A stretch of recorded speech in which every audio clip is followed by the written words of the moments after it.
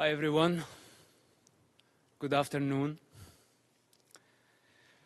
Ambassador, thank you for having me and giving me this important podium. Such a difficult situation. I see lots of division and confusion, lots of hatred, lots of misinformation. And everybody speaks on behalf of the children and on behalf of the innocent. But I am not sure about their real intention. But today I can speak on the authority of a Palestinian child, someone who grew up in that culture. Hamas' first crime against children in the Palestinian societies is not arming them or encouraging them to carry suicide bombing attacks. It's the religious, ideological indoctrination that I had to go through.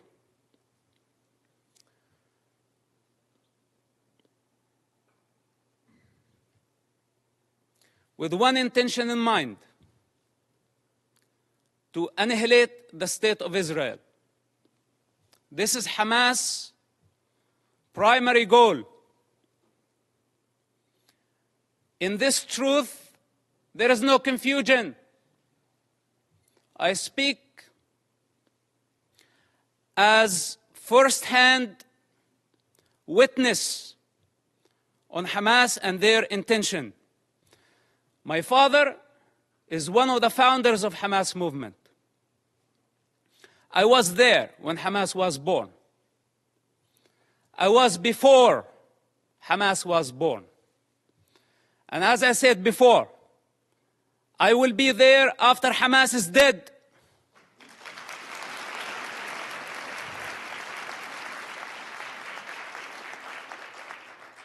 I am not a part of propaganda. I don't work for nobody. I only represent myself. And on this authority, I speak. So don't be mistaken and take my words very carefully. Hamas is committing a crime against this generation and the next generations to come. So blaming Israel is not going to solve the problem. Imagine a 10-year-old child. When I disobeyed Hamas, I was tied up to a post and I was whipped by Hamas top leader. And I don't want to mention his name because he's not worthy.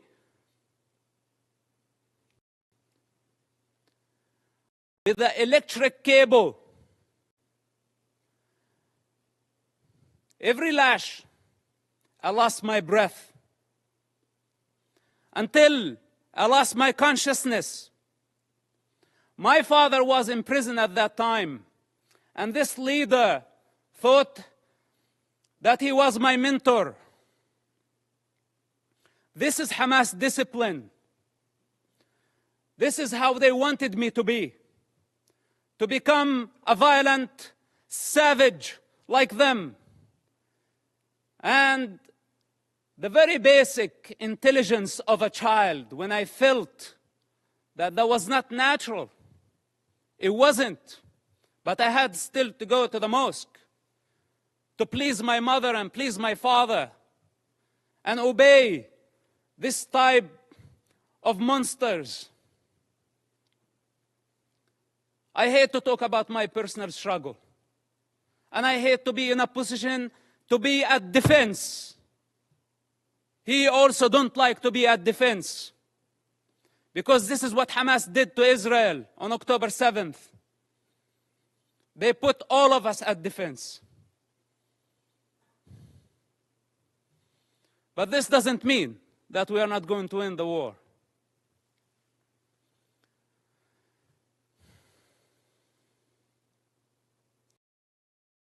growing up in that society,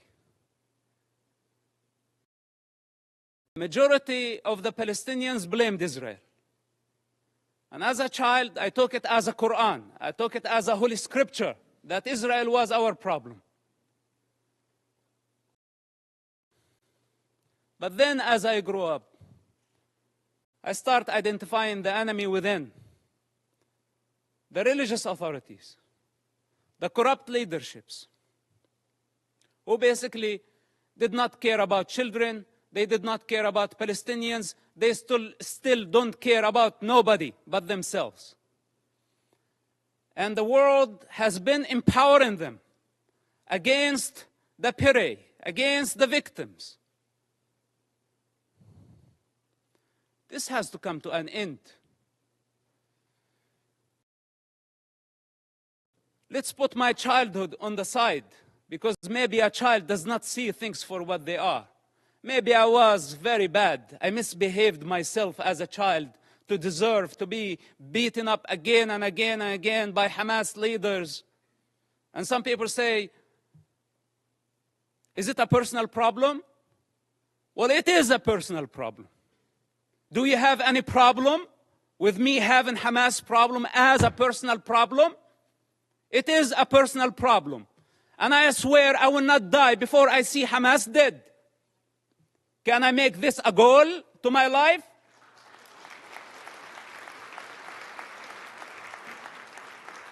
You know, unlike many of the leaders who sit here and give Hamas legitimacy by not condemning them, if the entire world stand there and say otherwise, the child witness within will always be there.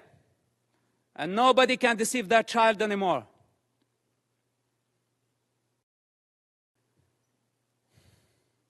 Then, as I grew up, I become the Hamas or the Islamic student movement president in our town. And I became part of the movement. It's just out of the love for my father and our family. I had no other choice, which somehow led me to imprisonment at the age of 18, just a few weeks after my 18th birthday. May 28, 1996.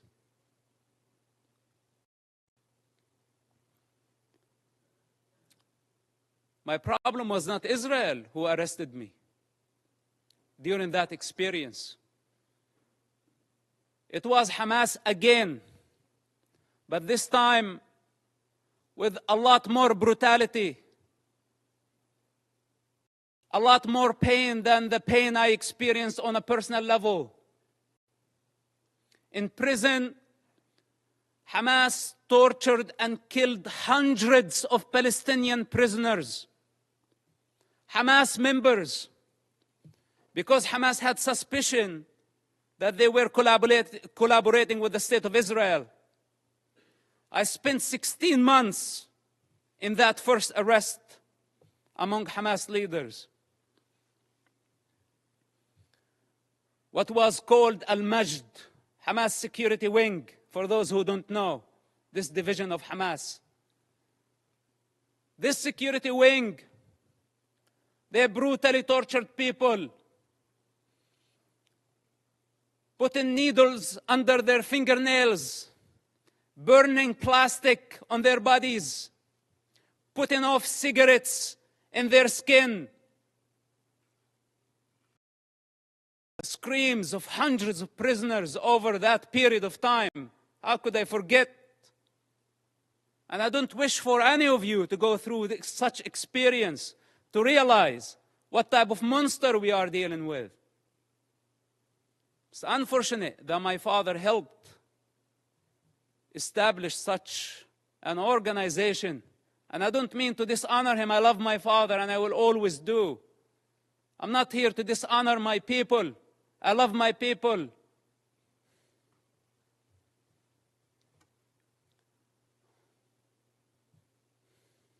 But I cannot believe how far Hamas was able to travel in this madness, and we could not stop them.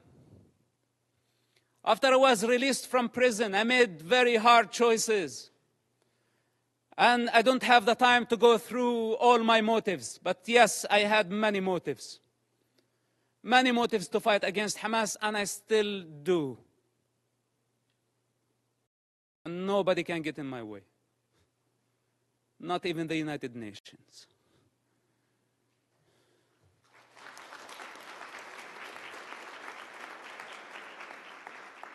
So the choices I made were against any rational mind. I ended up working together with the Israeli intelligence for 10 years. We had a common goal. That goal was to stop suicide bombing attacks. Hamas, for those who don't know, or those who have short memory, carried many suicide bombing attacks during the 90s and the early 2000s. Dozens of suicide bombing attacks where a suicide bomber took an explosive built went to inside a bus and blew himself up, killing all type of people. Not only Israelis. Americans were killed. Europeans were killed. Other nationalities, including Israeli Arabs, including Muslims. Hamas did not differentiate. Take Hotel Park, for example. On a holiday, on the most sacred Jewish holiday, a suicide bomber go into the dinner, blow himself up, kill more than 30 people. Some Holocaust survivors died in that attack. Dolphinarium, some teenagers having fun at the beach.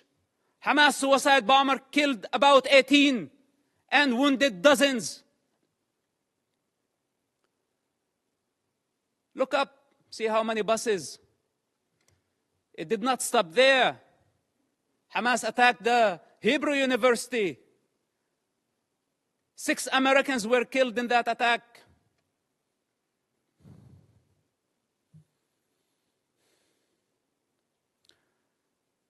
They targeted synagogues.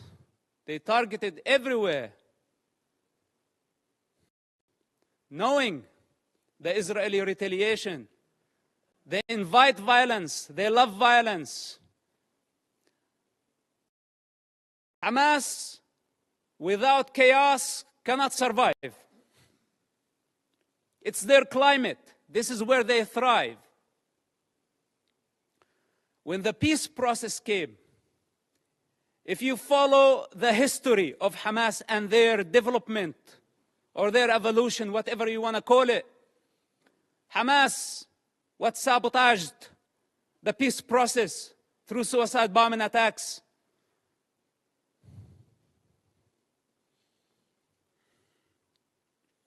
And they don't have a vision.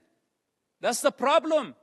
Because nobody can satisfy their ambition when they are waging a holy war. We're not talking about IRA. We're not talking about other political terrorist organizations that we can pressure them, bend them, bring them to the negotiating table. We are talking about a religious group that does not believe in political borders, that wants to annihilate an entire race in order to build an Islamic state. I don't know what else can be said about this group. And I don't know why it's not obvious to everybody that the United Nations fail to condemn them. Bunch of rapists. This is what they are.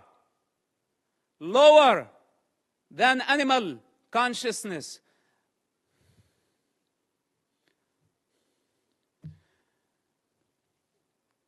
So, I don't speak only on the authority of that child, and someone who grew up in the Palestinian territory, I also speak on the authority of someone who has 10 years of experience in a counterterrorism of the Israeli intelligence.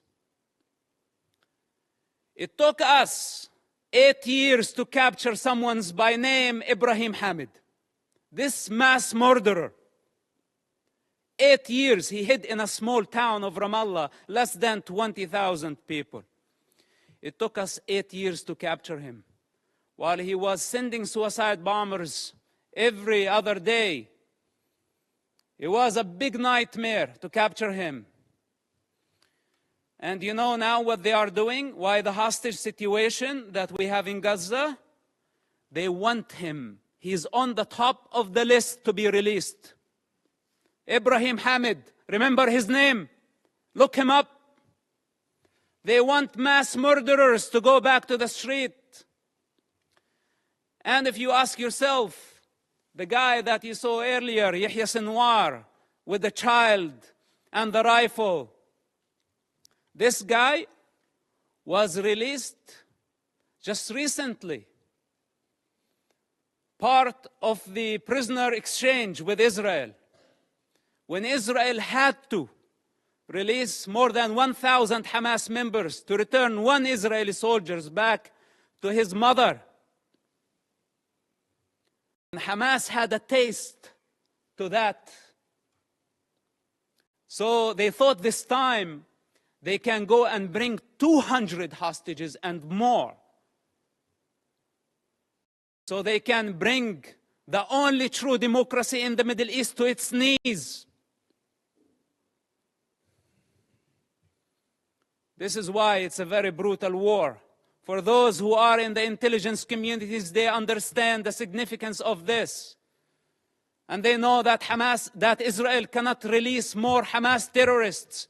Because this guy, you saw, Yahya Sinwar, he is the mastermind behind the attacks on October 7th.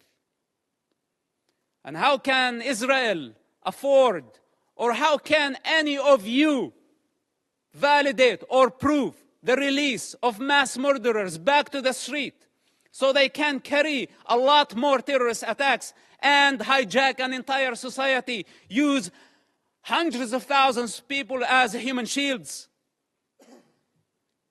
Is this our way of solving the problem? We need the correct vision. First of all, we need to identify the origins of suffering, where it's coming from, where does it originate from. We need to identify the disease. Then we can provide the cure. Up to this point, we haven't identified the disease. And for those who know the problem, they don't have the courage to stand and say, we have a problem with Hamas. But most of us have our own calculations. From Russia to China to the rest of the superpowers, given Hamas cover. Hamas gave the attacks on October 7th as a birthday gift to Putin. For those who did not make the connection. And I don't want to go farther.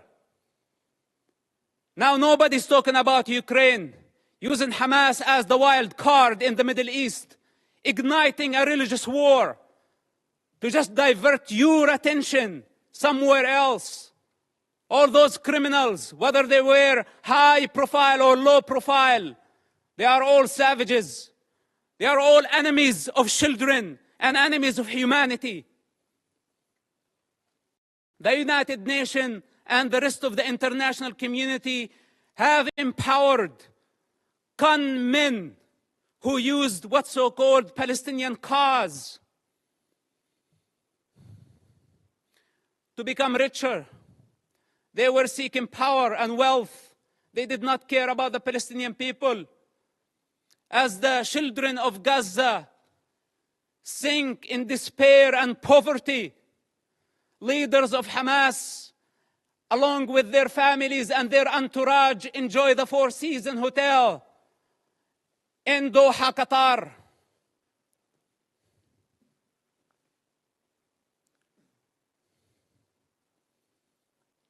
We can continue putting our head in the sand, but then we have escaped our responsibility. I can go on and on for hours, or should I say for 45, 6 years of my life. But I don't have the time. I don't have the time.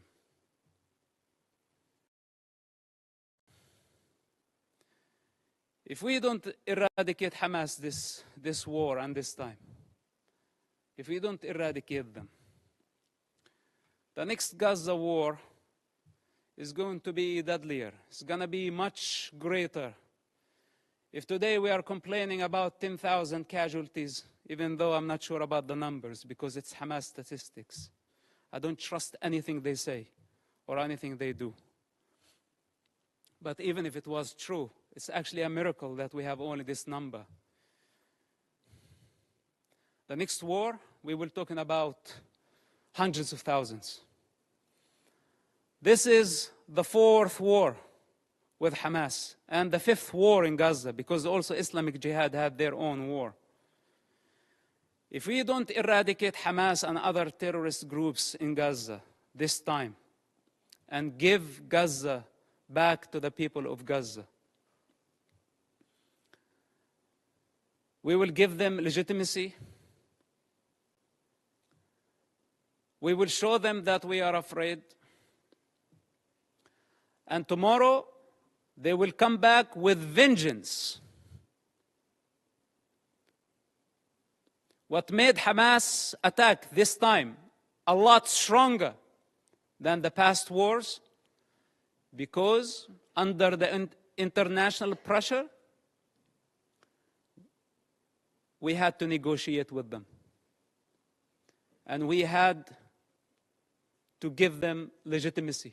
This is what encouraged them and gave them power. You know, Qatar, for example, it's a member of the United Nations, playing the mediator, etc. They could have fooled me. They are the ones hosting Hamas. They are the ones who have been funding Hamas. Russia, Musa Abu Marzouk, a Hamas top leader, was in Moscow just yesterday. Okay, to be more accurate, a week ago.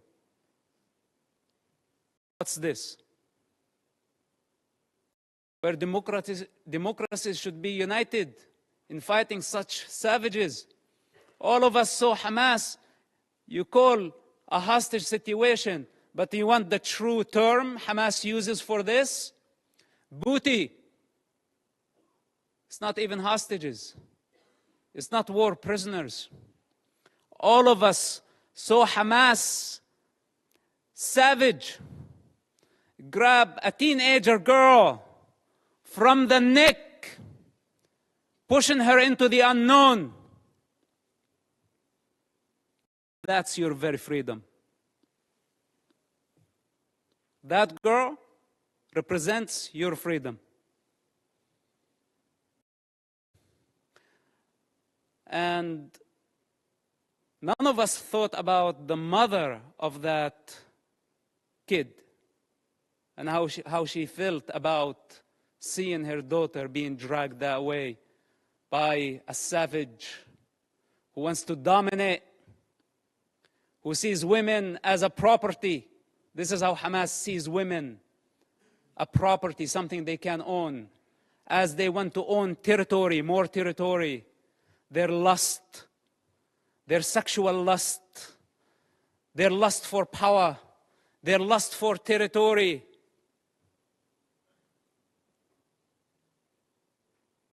I had to die many times in order to transcend this mentality.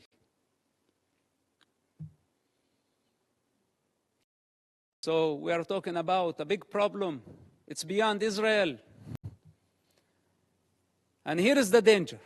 And with this, I will conclude. The danger if Israel fail their war in Gaza, which is a brutal war, Because if it was open war, Israel would annihilate Hamas in no time, matter of hours, let's say days. Hamas is finished. But since Hamas strategy, it's a strategic thing of Hamas to take human shields. This crime cannot be forgiven. None of us should forgive this crime. Gambling with children's blood for political gain, it doesn't get worse than this. So Israel now got stained by blood. This is what Hamas wanted to happen from day one. They wanted to sacrifice thousands of children so Israel can take the blame. Digging tunnels and bunkers under hospitals, schools, launching missiles. A Hamas misfire, how many people killed at a hospital, and they went so fast to blame Israel, and the rest of the world listened to them and listened to their propaganda. Nobody is concerned to check what is true and what is false. Whatever that serve our political and short-term interest, we go for it. Suicidal, not knowing that we are going against evolution. We are going against the collective consciousness of humanity. We're going against the interest of children, the defenseless children who has no one to speak on their behalf. They don't have the power to discern. And yes, they are dying. But who's causing all this death? Blame is the cheap way. It's the way of the coward. Those who have the courage take responsibility. They don't blame.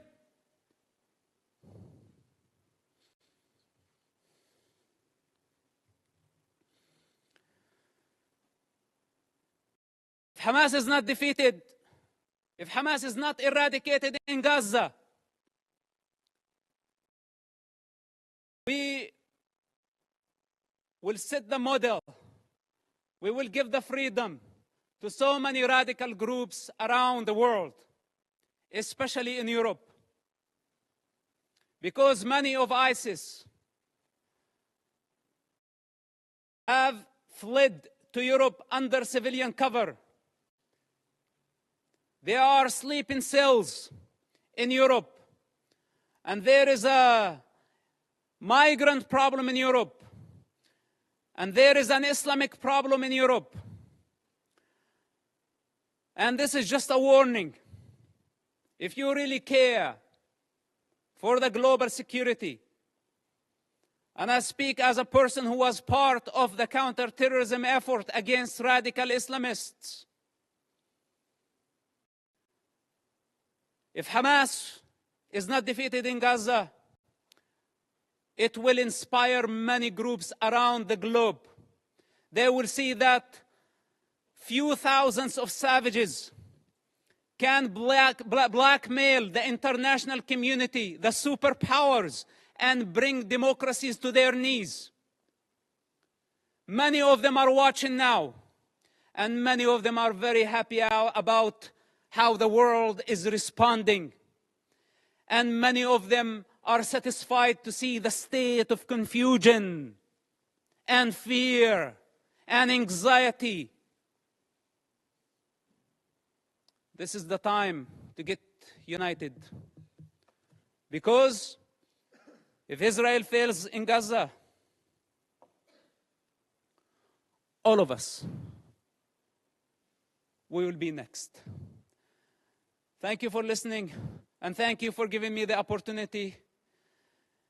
May God bless all of us and protect our children, not only the Palestinian children, but also the Israeli children. Bring the hostages back to their families. And may God bring peace to this divided world. Thank you very much for listening.